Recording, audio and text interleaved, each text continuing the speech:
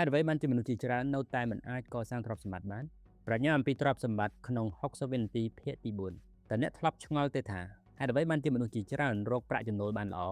ប៉ុន្តែនៅតែមិនអាចកសាងទ្រព្យសម្បត្តិបានមិនអាចក្លាយទៅជាអ្នកមានបានមិនអាចសល់លុយបានភាគច្រើនមិនមែនមកពីពួកគេមិនខំធ្វើការនោះទេប៉ុន្តែមកពីទម្លាប់ហិរញ្ញវត្ថុរបស់ពួកគេមនុស្សជាច្រើនចំណាយប្រាក់ទាំងអស់ដែលរកបានហើយសន្សំតិចពេកម្យ៉ាងទៀតគេទិញ liability ដែលខ្ញុំសូមបកប្រែថាគឺជាបំណុលហើយយល់ច្រឡំថាជាទ្រព្យច្រើនជាង asset គឺច្រើនជាងទ្រព្យទិញបំណុលច្រើនជាងទ្រព្យហើយមិនបានឲ្យប្រាក់របស់ខ្លួនកើនចំនួនតាមរយៈការវិនិយោគរកស៊ីនោះទេក៏ប៉ុន្តែគឺនៅមានដំណឹងល្អព្រោះថាទម្លាប់ហិរញ្ញវត្ថុគឺយើងអាចផ្លាស់ប្ដូរបានសូមចាប់ផ្ដើមអនុវត្តនៅ3ចំណុចងាយៗនេះទី1ចំណាយឲ្យតិចជាងប្រាក់ដែលអ្នករកបានទី2បង់ឲ្យខ្លួនឯងមុនគេ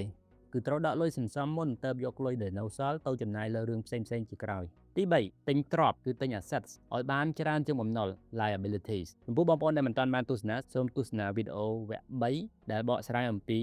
assets និង liabilities ទ្រព្យហើយនិងបំណុលចូលចាំថាទម្លាប់តូចៗដែលអនុវត្តជារៀងរាល់ថ្ងៃអាចផ្លាស់ប្ដូរអនាគតហិរញ្ញវត្ថុរបស់អ្នកបានសូមតាមដាន follow បណ្ណាល័យប្រាជ្ញា Wisdom Library ដើម្បីចំណេះដឹងរបស់លោកអ្នកចំណេះដឹងថ្ងៃនេះទ្រព្យសម្បត្តិថ្ងៃស្អែក1នាទីមេរៀន1ប្រាជ្ញាមួយជីវិតសូមអរគុណ